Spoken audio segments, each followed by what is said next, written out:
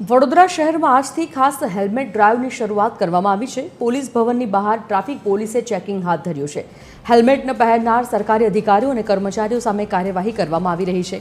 સામાન્ય નાગરિકોને પણ હેલ્મેટ પહેરવા પોલીસે અપીલ કરી છે। સમગ્ર મે મહિના દરમિયાન આ ડ્રાઈવ ચાલશે। આગામી સમયમાં નિયમ તોડનાર નાગરિકો સામે પણ દંડનીય કાર્યવાહી કરાશે।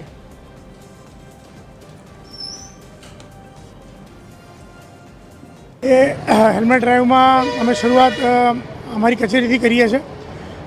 તેમાં સરકારી બીજી અન્ય કચેરીઓ, પોલીસ ભવન સિવાય કુબેર ભવન છે, કોઠી કચેરી છે, ખંડેરાવ માર્કેટ છે, વીએમસીની ઓફિસ તેમજ કલેક્ટર કચેરી, 2 દિવસ અમે ત્યાંથી શરૂઆત કરીએ છીએ કે સરકારી અધિકારી કર્મચારીઓ જે હેલ્મેટ ના પહેરતા હોય પહેરે, અને નહીં તો એમના વિરુદ્ધમાં બી અમે કાર્યવાહી કરનાર છીએ। હેલ્મેટનો દંડ 500 રૂપિયાનો છે, પરંતુ તેની સાથે સાથે પણ અમે જે અન્ય નિયમ ભંગ થતો હશે, લાયસન્સ છે, ગાડીના કાગળો છે અન્ય, તો એ પણ અમે કાર્યવાહી કરવાના છીએ।